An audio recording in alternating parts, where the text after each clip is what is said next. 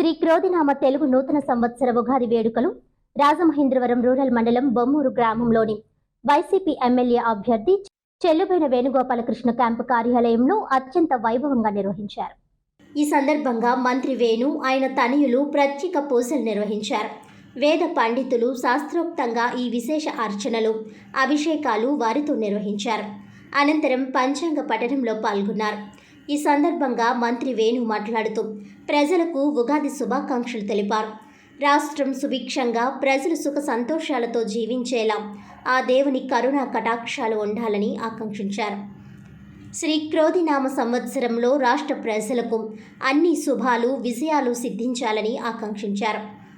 అదేవిధంగా రాష్ట్ర ముఖ్యమంత్రి వైఎస్ జగన్మోహన్ రెడ్డికి మరింత శక్తిని, ఆయురారోగ్యాలను ప్రసాదించాలని వేడుకున్నారు. ఈ ఏడాది సమృద్ధిగా వానలు కురవాలని, పంటలు బాగా పండాలని, రైతులకు మేలు కలగాలని, సకల వృత్తుల వారు ఆనందంగా ఉండాలని అన్నారు.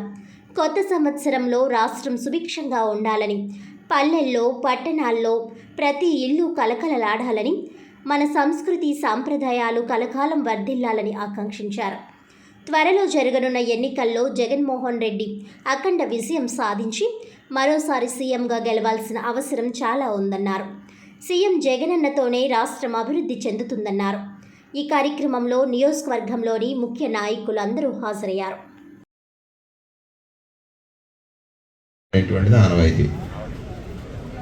ఈరోజు అందరూ కూడా ప్రాతకాలాన్ని లేచి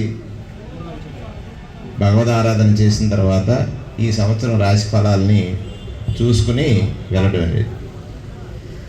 ఇది గోచార రీత్యా రాశి ఫలాలు ఉన్నప్పటికీ కూడా మనం జన్మతో లభించినటువంటి నక్షత్ర ఫలాలే ఎక్కువగా చూసుకునేటువంటి అవకాశాలు ఉంటాయి.